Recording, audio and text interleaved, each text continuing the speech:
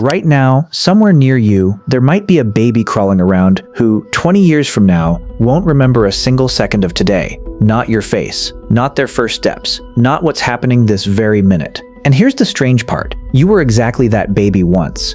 The first 2 or 3 years of your life just vanished. Not because you were too young to feel anything. You cried, you laughed, you recognized your mom, you got scared of loud noises. Your brain lived through all of it. Then it erased it. This phenomenon is older than you'd think. Monkeys have it. Mice have it. It's baked into how the mammal brain works. Long before language, long before civilization, long before the very concept of remembering existed.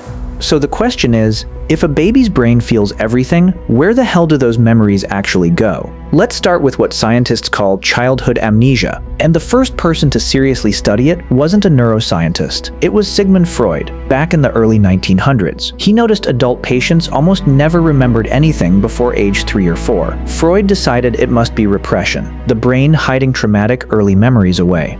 A beautiful theory, completely wrong. Here's the problem. Freud didn't have an MRI machine. He had no way to look inside a baby's brain. 100 years later, modern neuroscience found an answer that's far stranger and far more interesting.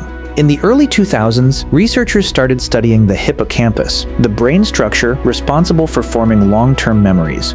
And it turns out, in infants, the hippocampus is physically underdeveloped. It's literally still under construction. Picture a warehouse where new shelves get built every single day, except the shelves aren't ready yet, so boxes just get dumped on the floor, and eventually the cleaning crew sweeps them away. Think about that. Your brain literally had no storage system yet. But here's what makes this genuinely important. In 2016, neuroscientists in Toronto, including Paul Franklin, ran an experiment on mice and found something shocking. The problem isn't that the young brain can't form memories. The problem is that it forms them too fast. In early childhood, the brain produces new neurons at a frantic rate, a process called neurogenesis. Each new neuron wires itself into existing memory circuits and literally overwrites old connections to make room. This isn't forgetting in the normal sense, it's construction work bulldozing yesterday's memories to build today's neural pathways. Your brain was too busy growing itself to keep an archive. And here's the twist that flips everything you thought you knew. Some research suggests those early childhood memories might not vanish completely. Franklin's team found that in mice, these erased memories could actually be reactivated artificially by stimulating specific neurons, which means, theoretically, those memories might still be in there somewhere. You just don't have the key to open them anymore. Think of it this way. It's not a deleted file. It's a file you've lost the password to. Fast forward closer to us, to around age 3 or 4. That's when the hippocampus finally finishes enough construction that memories start sticking long term. And here's the interesting part. This moment lines up almost perfectly with when kids get good enough at language to build memories as stories instead of scattered sensations. Psychologists call this narrative memory. The brain needs words to package experience into a form you can pull back out years later. That's why your earliest memory probably feels like a tiny story, not just a random flash of light or smell. So here's the full picture. A baby's brain feels everything, but doesn't have a storage system yet.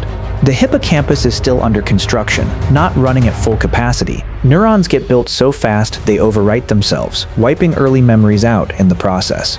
Somewhere around age 3 or 4, construction slows down, language shows up, and memories finally start sticking around. Which means this, right now. That baby near you isn't going to forget today because they weren't paying attention. They're going to forget it because their brain is literally too busy rebuilding itself every single second just so it can eventually remember anything at all. Being human means going through years you'll never remember, just to become someone capable of remembering. If you're into stories about how your own brain actually works, there's plenty more where this came from.